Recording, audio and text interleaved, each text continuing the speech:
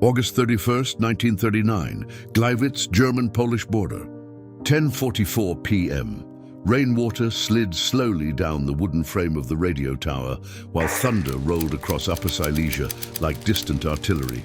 The storm had already passed over most of the border region hours earlier, but the roads around the Gleiwitz transmission station still glistened beneath weak electrical lamps that barely cut through the darkness. Wind pushed against the pine trees surrounding the compound, making the branches scrape together with a dry, unnatural sound that echoed through the wet night air. Inside the station, engineers sat beside humming radio equipment while cigarette smoke drifted beneath hanging lamps. Static whispered endlessly through headphones. Wires crackled softly inside metal panels, warmed by overworked transmitters. Outside, Europe stood on the edge of collapse, although almost nobody yet understood how close the world truly was to war. For weeks, tension between Germany and Poland had been growing near the frontier. German newspapers repeated stories about alleged Polish attacks against ethnic Germans. Radio broadcasts warned citizens that Poland was becoming increasingly hostile. Border guards exchanged rumors in quiet voices during night patrols. Train stations remained crowded with soldiers moving eastward under sealed military orders. Entire divisions of German armor waited near the border in total secrecy, while Luftwaffe bombers sat prepared on darkened airfields across the Reich. Officially, however, Germany still lacked one thing: justification. Adolf Hitler needed the world to believe that Germany was responding to aggression rather than creating it. The invasion of Poland had already been planned. The troops were already positioned. The tanks were fueled. The artillery crews were waiting beside loaded guns. But before the first shell could fall, the Nazi regime needed a story, and that story would begin inside a quiet radio station during a thunderstorm. Shortly before 11 o'clock, several black vehicles approached the Gleiwitz station with their headlights partially covered to avoid attention from nearby patrols. Witnesses later described the arrival as strangely calm. The men stepping out of the vehicles did not behave like soldiers preparing for combat. There was no panic, no shouting, no confusion. Their movements appeared rehearsed, almost mechanical, as though every step had already been practiced somewhere else. Most wore dark coats over concealed weapons. Some carried machine pistols hidden beneath fabric soaked with rainwater.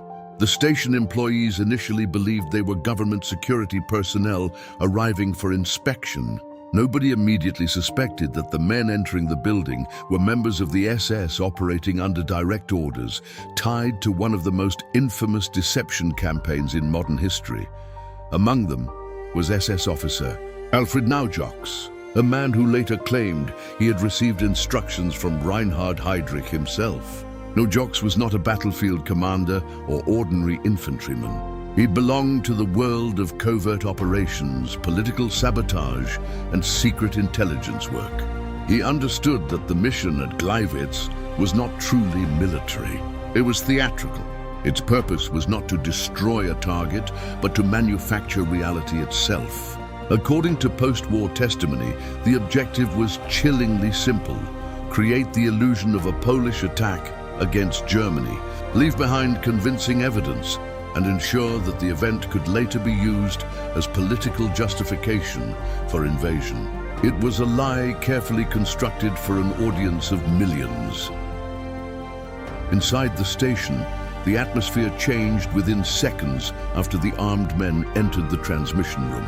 One of the attackers reportedly fired a shot into the ceiling, causing dust and plaster to fall across the radio consoles, while workers were forced against the walls at gunpoint. The humming equipment continued operating beneath the chaos, filling the room with static and electrical noise, while rain battered the windows outside. Witnesses later described the silence between commands as more terrifying than the shouting itself. Nobody understood exactly what was happening. Some employees believed they were witnessing sabotage. Others thought war had already begun. Meanwhile, outside the building, another part of the operation was unfolding in darkness beyond the reach of the station lights. Earlier that evening, Prisoners had been transported under SS custody for a very specific purpose. Some were political detainees, others came from concentration camps.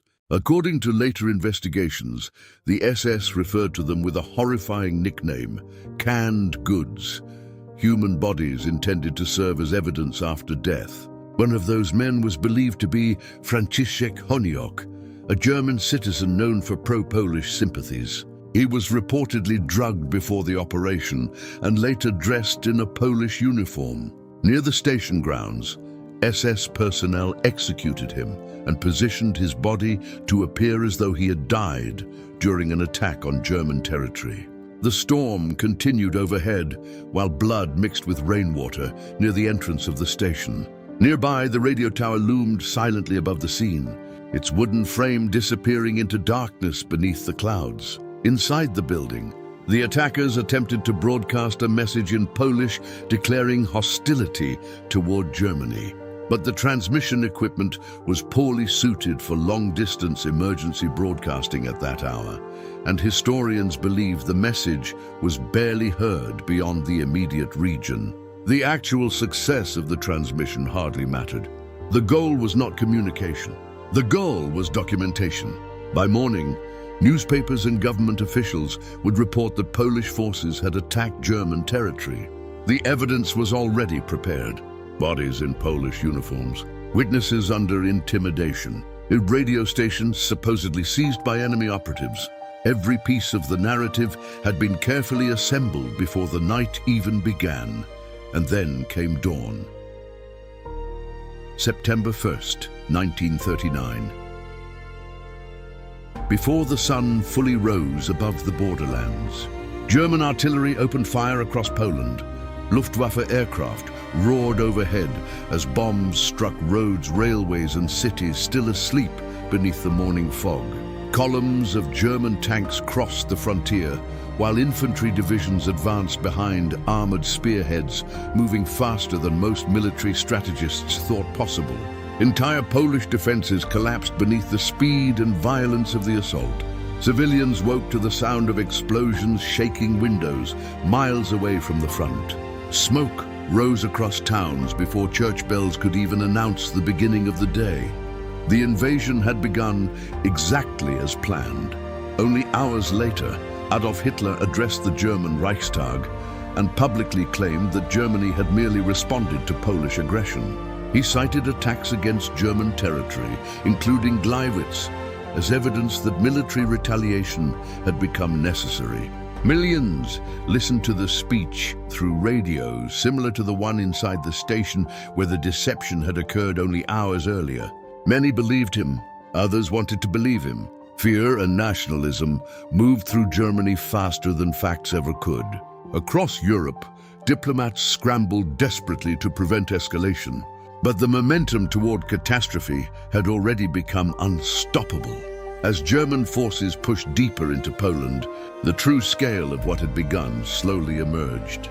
Refugees flooded roads carrying children, blankets, and whatever possessions they could transport by hand. Entire villages burned beneath aerial bombardment. Soldiers disappeared beneath collapsing defensive lines.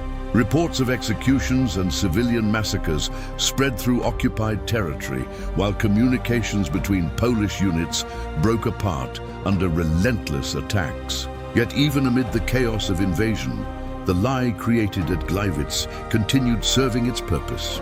Nazi propaganda repeated the narrative endlessly, portraying Germany as the victim forced into war by Polish hostility. The deception had succeeded not because it was believable, but because it arrived precisely when people were already afraid.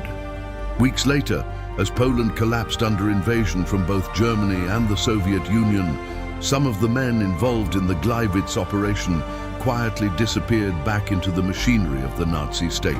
Their work at the station became only one small piece of a much larger system of manipulation and terror that would soon consume Europe. But for those who had witnessed the event firsthand, the memory never fully disappeared. Several station employees later described the night with deep uncertainty, as though even years afterward they struggled to separate reality from performance. Some remembered the rain more clearly than the gunfire.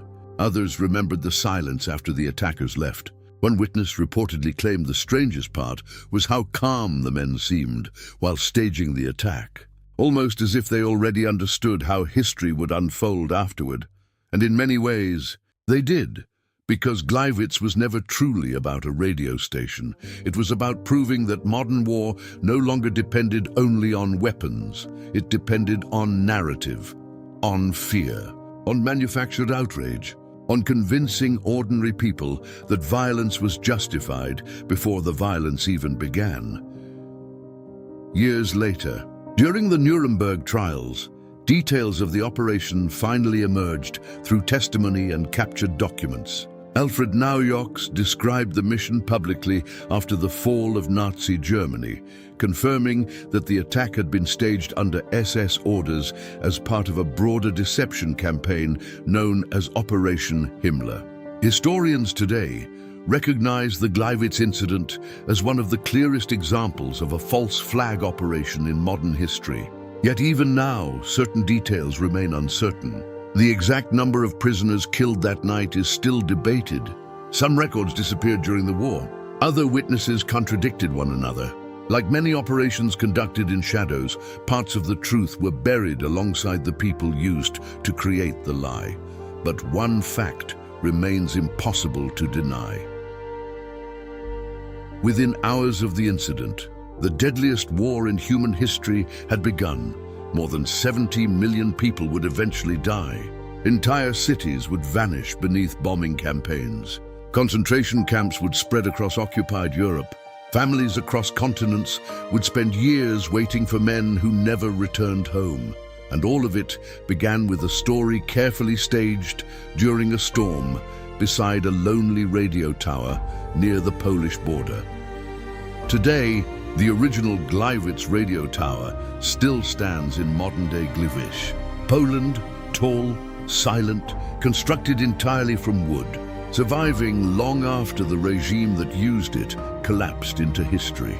Tourists visit the site during daylight hours, walking beneath the same structure that overlooked the operation in 1939. But locals sometimes describe the tower differently at night, especially during storms when heavy wind moves through the old beams and cables. Some say the sound resembles distant radio static echoing through darkness. Maybe there is a rational explanation for that. Old wood shifting in strong wind, metal wires vibrating beneath rain, nothing more. But the men who stood there on August 31st, 1939, understood something deeply terrifying about human civilization. If fear can be manufactured, then war can be manufactured too.